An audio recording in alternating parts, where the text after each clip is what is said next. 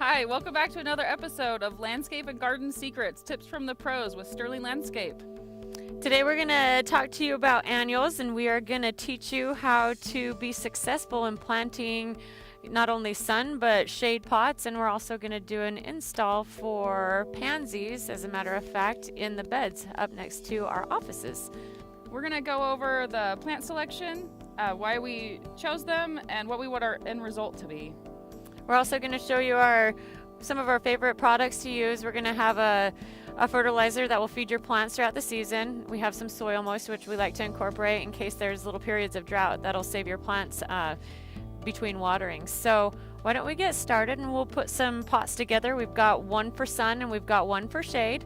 So we'll get started when we return. Landscape and Garden Secrets, Tips from the Pros at Sterling is brought to you by Basilite Concrete Products, working with you to increase your home's livability for entertaining and relaxation. Idaho Patio, your premier source for outdoor living products and services. Idaho Patio, going above and beyond. Cloverdale Nursery, providing sod, turf, grass plants, trees, and shrubs to the Treasure Valley area. International Stone, the premier provider of natural stone from all 50 states and the world. Silverline Systems, concrete beautification and home organization. And by Sterling Landscape Design, Construction and Maintenance. Whether you want a full backyard makeover or a personal gardener to keep your flower beds, there is no project too large or too small. It's no wonder that our customers and design partners are singing our praises.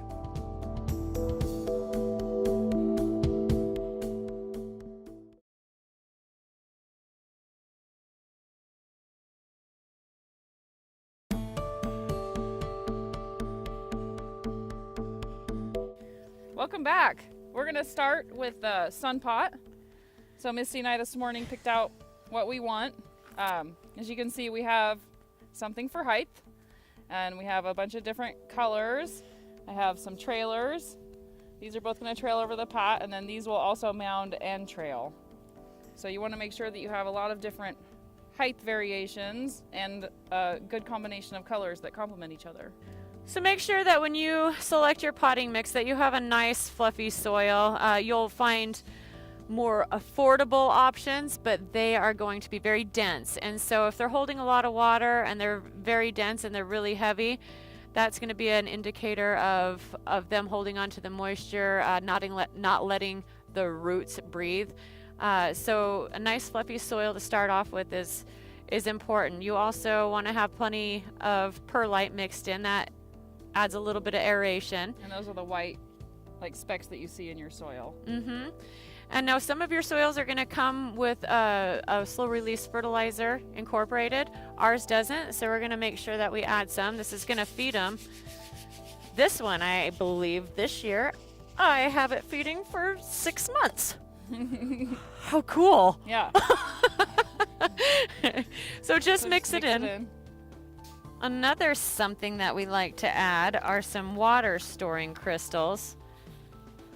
And the measurements are on the bag.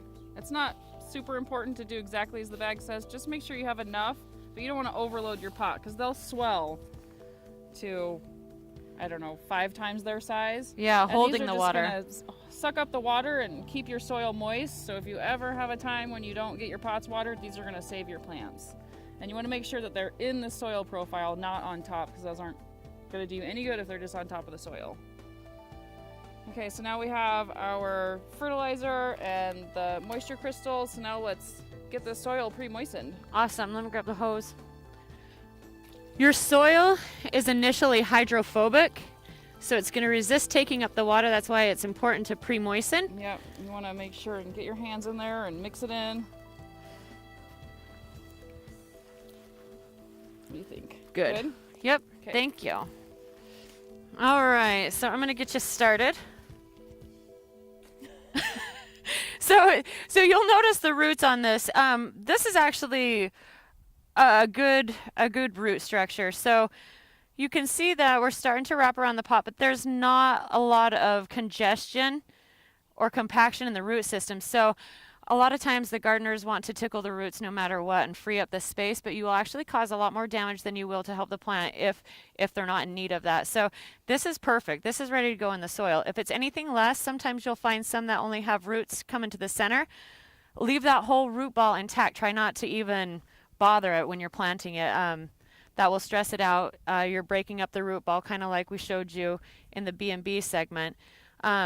Maybe we'll have one that's a little bit more congested, but if we don't, you'll see these start to wrap around and they will be completely formed to the shape of the pot. And all we do is take our pruners or a knife or anything that you might have and stick them in about here, make 4 cuts, loosen that up so that the roots will find their new soil. All right, so I like to start with my biggest plants first because they're going to take up the most room, obviously. So that's just an easy point to start with. And get it somewhat in place there. Now this is a good example of when to tickle a little bit. So you can see the roots are starting to circle around in the pot formation. So you don't have to be too aggressive with it. Just loosen them up. Make sure that they've got a new direction to go. And that's going to just encourage them to root out into the pot instead of just staying in their little ball. And it's important to make sure that your soil heights are all at the same level, as with planting anything. We don't want some high and some low. And keep in mind your full-grown plants. Annuals grow in one season. So they sprout, they mature, and they go to seed in one season. That's what makes them an annual. And so they have their whole life cycle in 1 year.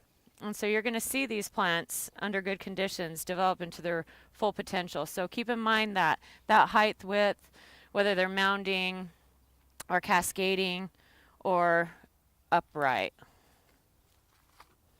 Reading your mind. Yep. This guy's super dry. So I'm breaking a little bit of the root system here. It's got plenty to move with, so just make sure he gets an extra drink at the end of the day. And when you're planting, it's really tempting to cram the plants in here, but you want to make sure they have a little bit of room to grow. It can somewhat be instant gratification, but you got to keep in mind that they're going to get bigger and it'll crowd stuff out and kill some of your plants if you don't leave them enough space. Your 4-packs, loosen up the base by pinching the tips there, and then you'll be able to pull them out of the pot. These are usually kind of fused together. That's not going to hurt them if you just rip them apart. Rip them. They're okay. Just sort of massage the ends a little bit where they're congested. All right, pinching the ends again. You can slip your fingers in there and kind of tip them over on their side and dump them out if they don't have a long stem to hold on to. What do you think? You want one more? I'm going to pack 3 in right here, and then I think I'm going to put one back here. I like it. I like it. Should we add a little bit of soil? Yeah, in the front there we could use a little bit more. I want to lift up your petunias, and I will fill this up. I've already mixed some of the slow-release fertilizer I was talking about earlier in. All right, now you're ready for, like my husband likes to say, the spillers. Spillers. The spillers. So again, pull the roots out of their current formation of the pot.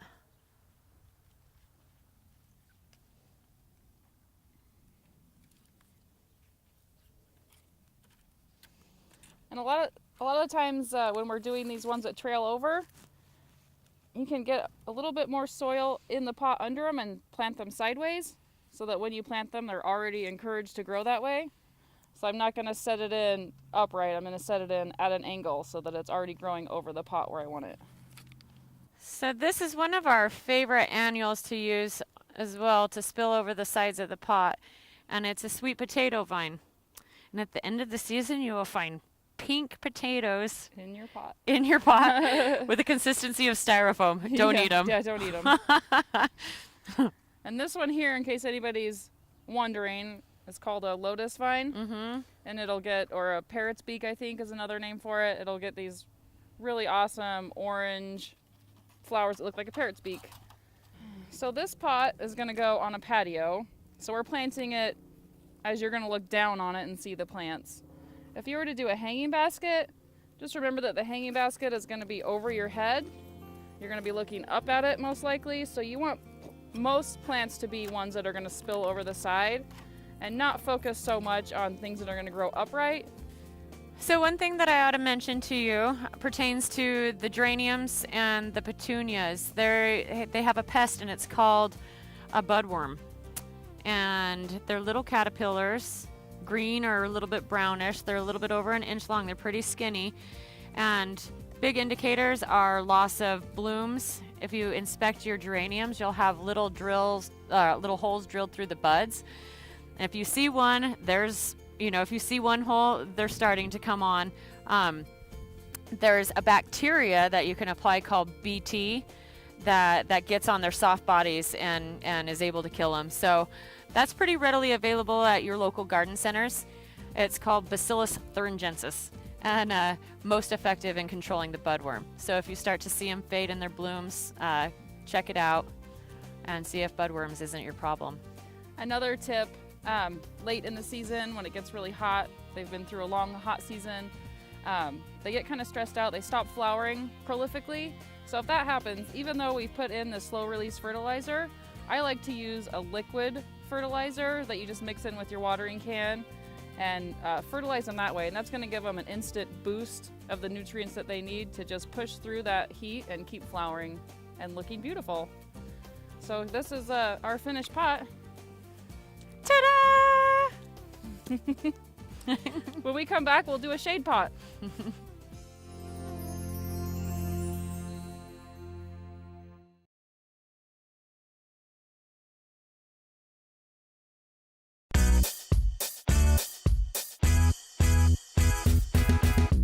All right, so now we're back. We're gonna put together our shade pot, and we've already amended the soil, put all the stuff in that we wanted, got the pot ready, so we're just gonna stage it and then go from there. As usual, I probably have too many plants, so something's gonna have to go. I want to point out that this is a house plant, and for your shady areas, your house plants are usually tropicals, and so tropicals, annuals are gonna work very good. The only thing is most of your house plants are destined for shade since you don't get a lot of sun even in a south-facing window in your home. And so houseplants can be a fun and adventurous way to get some different foliages and things in there for your shade garden. I really want this to be in there, so I may nix something else. But I am going to come around to the front here and see well, let me turn this. I'm going to turn this away from you guys for just a minute so I can see what it is I'm looking at. This guy feels like he doesn't have a lot of roots. I'm going to cram mine in here. I'll figure out who stays and who goes. I like him. Mm-hmm. Let me see what... You want this guy to go? I still vote that one goes. I don't think I can part with him. There you go. Cram it in there and make it work. I like it. I'm doing more of a play on textures and leaves than I am for big color for the annuals. So I'll turn this around so you can kind of see the direction that I'm heading. These guys are super small. I think I can squish these in there as well. So I'm a crammer. So let's start with my house plant because he was definitely both of our inspirations for this. Eva found him and said, "Remember?" Yes. I love using houseplants for your shade pots. They are phenomenal for color and texture. So I'm going to kind of pack this in around him. Okay. Mine also is only viewed from one side, so I'm definitely going from tallest moving forward. Now this one doesn't have, you can see, not a lot of roots going on. So I'm not going to mess with this root ball. We're just going to leave it as is. We're just going to make it work in there. Yep. Try not to disturb that root ball. A thing to mention with your annuals, this one's a perennial, so we want to be a little more tender with it. The annuals, they're pretty hardy as far as their roots go. If I had a root ball that looked like that in this big pot, I would just rip the bottom of it off and then just put the top half in there, and the annuals will be just fine with that. There's no reason to get it all in there so much. So there's not a lot happening, so like you really could just remove some of the soil. this if you didn't have enough room in your pot and needed a smaller root ball there. I'm going to take him over here. This one I didn't even have to do anything, it just fell right off of my hand. He's ready. Pretty much jumped out Put of his me pot. in the pot. Let's see. So I'm going to get a little color over here as well.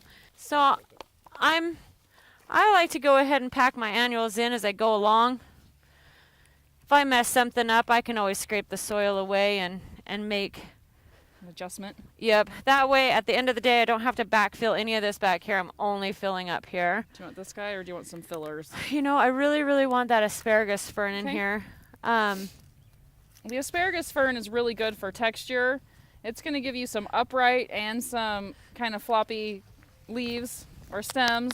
But just to add a little bit of texture in the middle of your pot, these always work really good for that. And they are pretty hardy, so I am just struggling to find any more room in the spot. So I'm going to cram him in there. And so where she's using this house plant, these probably aren't going to show a lot of growth over the summer, whereas the annuals will, so she can cram a little more in there probably. Oh yeah. All right. Let's work in some of this color here too. Okay. They don't have a big footprint. Just enough to get 2 fingers in there. They're going to have to find their own root space. I'm not providing that for them. They'll find it, and they'll peek out over. And as these things grow, you can always come out and readjust. You know, move this branch here, move it here, clip something. You don't have to just let it do what it wants, or you can. Yep. And they'll all find the sunshine. They'll all work it out amongst themselves. They'll find their place. And so there you go. There's a shade pot for you.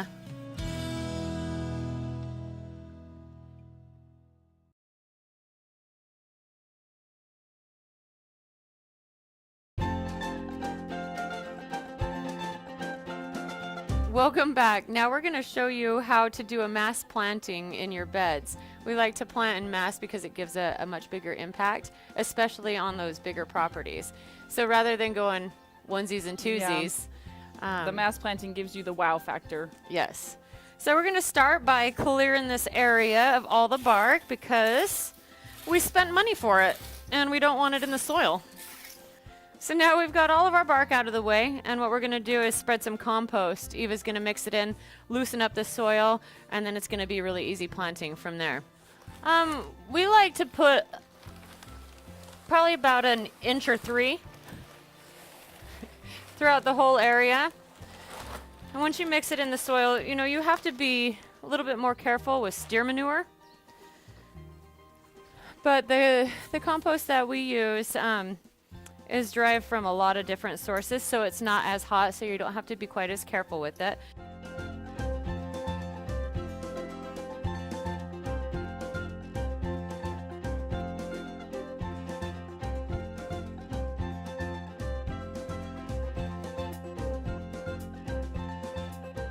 All right, so now we have our bed planted, and they'll fill in a little bit, and it's gonna look good. We're gonna get them all watered in. If you're gonna do some plantings in the full sun, some of our favorite plants for mass planting are geraniums or zinnias or marigolds. Begonias are Yeah. awesome, impatiens for shade. They're all tried and true. We know they grow well. So those are the ones we like to use the best for the best show, best color.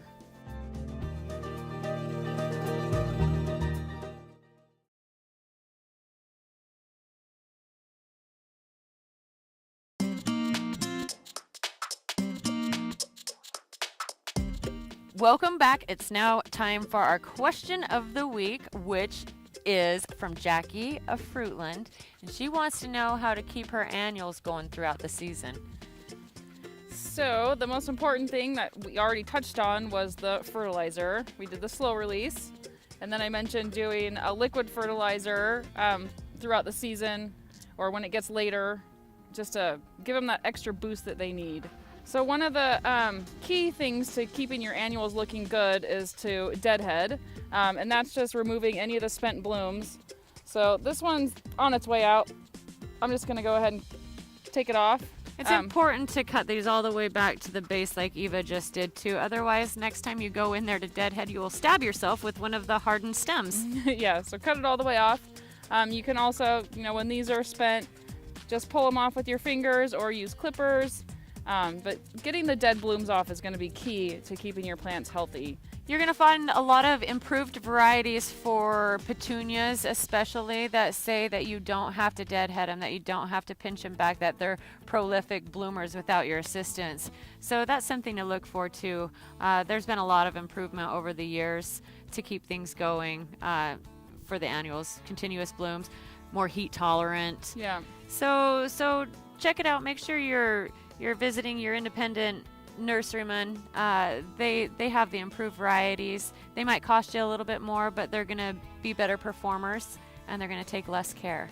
So we hope you got some good pointers today. Don't be afraid to try and make your own pots. Do something unique, experiment a little bit. It can be a little more cost effective than buying a ready-made basket.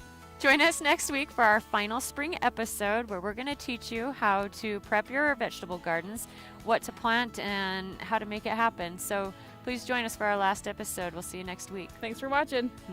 Landscape and Garden Secrets, tips from the pros at Sterling is brought to you by Baselite Concrete Products, working with you to increase your home's livability for entertaining and relaxation.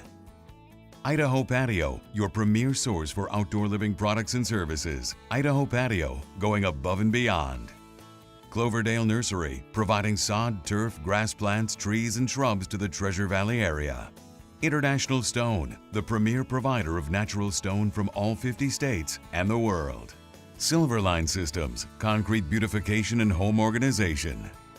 And by Sterling Landscape Design, Construction, and Maintenance. Whether you want a full backyard makeover or a personal gardener to keep your flower beds, there is no project too large or too small. It's no wonder that our customers and design partners are singing our praises. Too many ums. Too many ums. Okay, I'm good. Ready? We're so Is this ready. Annoying, like if the plant's right here, because it's like in our face.